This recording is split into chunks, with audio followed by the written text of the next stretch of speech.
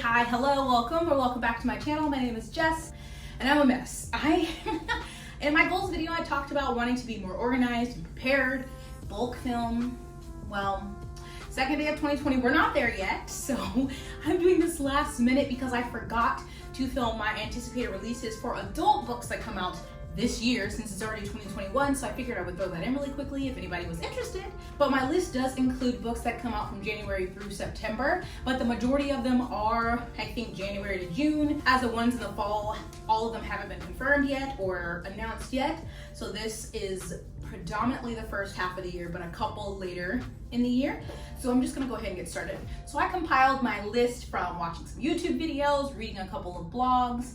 Some I saw just because I follow the author on social media and I saw them promote it. So I will link any video or blog posts that I found any of these books on down below, especially the blog posts.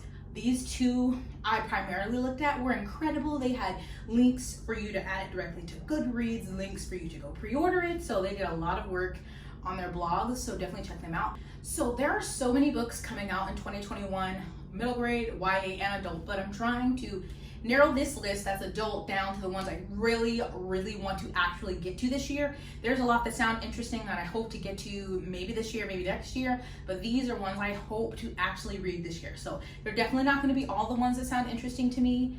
I'm just trying to keep it concise, because if not, this video could be an hour long, because there are so many books that look good, at least, that are coming out this year.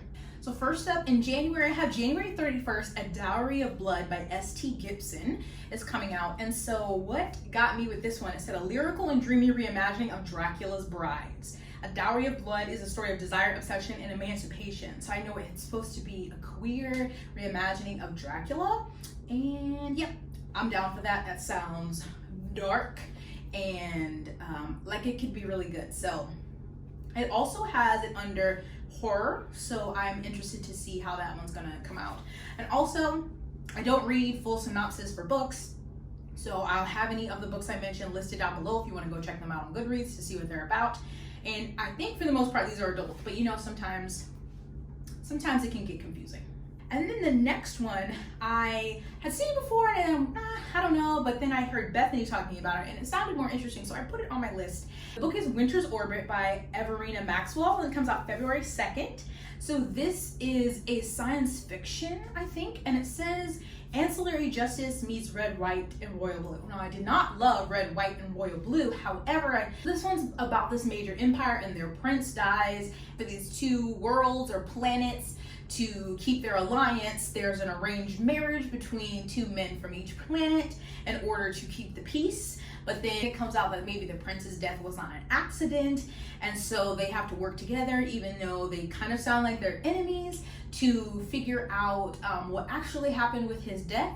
So all of that sounds really intriguing to me. A kind of I don't know if it's hate to love, but it sounds like a unfriendly to maybe love romance in a space setting, and that sounds really good.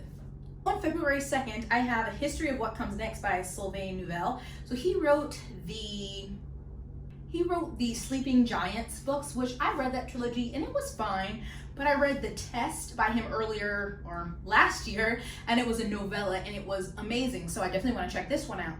So I'm really going off my experience with The Test into why I'm giving this one a chance. And it says a darkly satirical first contact thriller as seen through the eyes of the women who make progress possible and the men who are determined to stop them. So it's like a science fiction thriller-esque. And I read Dark Matter by Blake Crouch, which I definitely consider science fiction and thriller mashed together. So this one sounds good, and I hope that it's as good as The Test was. So next up is The Echo Wife by Sarah Gailey, and this one comes out February 16th. So I'm just gonna read you the little blurb because it's pretty short. It says, Martine is a genetically cloned replica made from Evelyn Caldwell's award-winning research. She's patient and gentle and obedient. She's everything Evelyn swore she'd never be, and she's having an affair with Evelyn's husband. Now the cheating bastard is dead, and the Caldwell wives have a mess to clean up. Good thing Evelyn Caldwell is used to getting her hands dirty. Sounds messy. But it also said for fans or readers of Big Little Lies and enthusiasts of Killing Eve and Westworld, and I love Westworld. And that just sounds like a wild ride because it's the woman, her clone, and then the clone was sleeping with the husband, but now the husband's dead. Sounds dramatic, and I'm here for it. Now into March, I have The Conductors by Nicole Glover, out March 2nd. So this is a debut fantasy book, and it says that it has magic and mystery of Jim Butcher's Dresden Files, but written with the sensibility and historical setting of Octavia Butler's Kindred. So it is about Hetty Rhodes, who was a former conductor on the Underground Railroad, but there's magic, and now she solves crimes in post-Civil War Philadelphia. Yeah, I'm reading that. So I had seen this one and kind of scrolled past it, but then I think it was also Bethany, maybe Mara, who were talking about The Bone Maker by Sarah Beth Durst. This one comes out March 9th. So this is a standalone fantasy. So it says 25 years ago, 5 heroes risked their lives to defeat the Bone Maker, Eklor, a corrupt magician who created an inhuman army using animal bones. But victory came at a tragic price. Only 4 of the heroes survived. So, then 5 heroes, or 5 warriors, 1 broken, 1 gone soft, 1 pursuing a simple life, 1 stuck in the past, and 1 who should be dead. Their story should have finished, but evil doesn't stop just because someone said the end. So, there was more in the middle. I didn't read it, but that sounds really interesting, that the whole use of animal bones, and then this following them in their lives later. So, and that it's supposed to be a standalone. Always tempting because there are not enough standalones in fantasy, so I want to give that one a try. So on March 23rd is The Unbroken by C.L. Clarke, which is the first in a new series, and this one is North African inspired. There have been a lot more fantasies coming out that are African inspired, but usually usually West. So this one is North African inspired. And we have one of the characters is a soldier, the other is a turncoat. And it is going to be a sapphic romance, I believe. So this is a fantasy about rebellion, espionage, and military might on the far outreaches of a crumbling desert empire, featuring a cranky princess and a cranky soldier. So all of those little things, I was like, yep, I'm gonna read that one. So this one kind of attracted me because of the cover, I'm not gonna lie, and it's called The Light of the Midnight Stars by Rena Rosner. And so it just says here, this one comes out April 13th. Set in the Hungarian woods, the story follows 3 Jewish sisters, descendants of King Solomon, who are gifted with his skill for magic. When their community is destroyed by accusations of witchcraft, the family is forced to flee, but their powers may still be needed to fight the darkness spreading across the land. And when I heard that, especially when their community is destroyed by accusations of witchcraft, it really reminded me of The Bear and the Nightingale. I don't know if it's being compared to that, but it sounds good, and so I want to read that one. So on May 4th, we have Sorrowland by Rivers Solomon. It says, the little blurb here says a genre-bending work of gothic fiction that wrestles with the tangled history of racism in America and the marginalization of society's undesirables. So it's about a Black woman with albinism, the mother of infant twins, who is hunted after escaping a religious compound, then discovers that her body is metamorphosing and that she is developing extrasensory powers. So that sounds incredible. I still need to read other work by Rivers Solomon, like The Deep, and there was another one, something of Ghost, An Unkindness of Ghost, but this one definitely sounds really good as well. And then on May 4th, there's also The Shadow of the Gods by John Gwynne, who is the author of The Faithful and the Fallen series, which I finished last year and I loved. And this one is supposed to be like a Norse-inspired series. That's all I really know about it. There's not even a cover yet, but I'm definitely going to buy that and read it. I need to read his other series that's set in the same world, but I want to read this one also. So that's May 4th. May 11th is A Master of Jinn by P. Jelly Clark.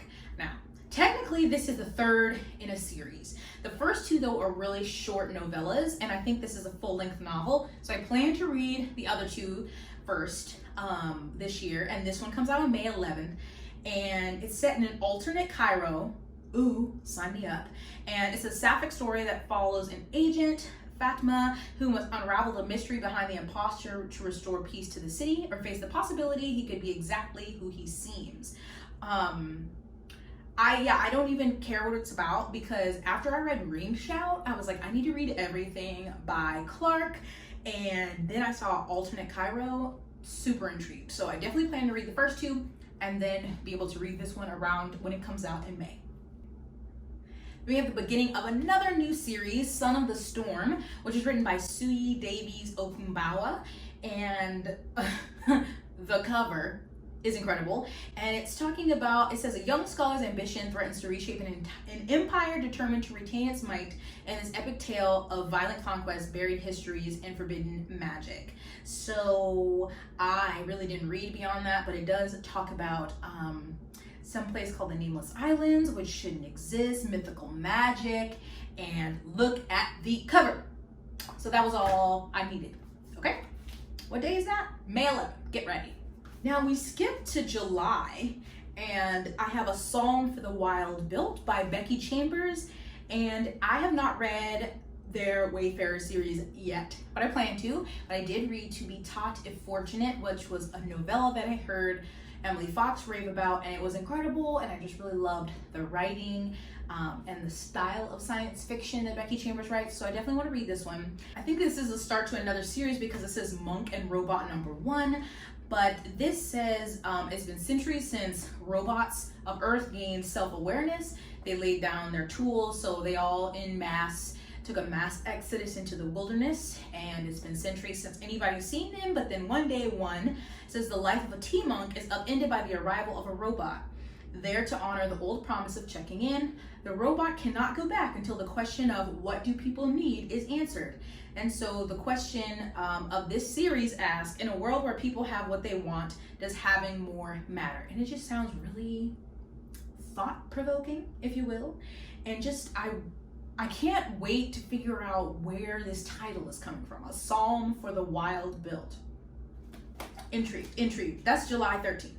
I've been seeing a lot more people talk about this one, and it's She Who Became the Sun by Shelley Parker Jan. This is out July 20th. The cover is gorgeous, and it's pitched as Mulan meets the Song of Achilles. Now, I didn't love the sound of Achilles, the Song of Achilles, but so it's described by the author as revenge of the genderqueers. This is a bold reimagining of the rise of the founding empire of the Ming Dynasty that raises provocative questions about gender, fate, and individual power. So this is a tweet by the author, and it says, when the beautiful, effortless, perfect prince tells you to kneel, to submit and show your loyalty, and you, broken, wretched, cruel you, go down on your knees in shame and anger and humiliation and feel relief. So that was a quote shared, and I was like, whew. July 20th. And then on August 3rd, Michael J. Sullivan, who is the author of one of my favorite series, The Rhaenyra Revelations, is coming out with a new series that's going to be called The Rise and the Fall series. And this first book is called Nolan. So there's not a cover yet, and it just says that it's after 200 years of service, the heir to the Empire is suspicious about his reassignment to active duty on the front lines of the Goblin War. And in The Rhaenyra Revelations, you hear some of this, I'm pretty sure, about the Goblin War, like things that happened a long time ago. So I'm assuming it's in the same world, but don't quote me. He also has the Rhaenyra Chronicles, which is a prequel to the Revelations, which I need to read. And then he also has the Age of Empire series, which is complete now. And that is in the same world, but like thousands of years before Rhaenyra.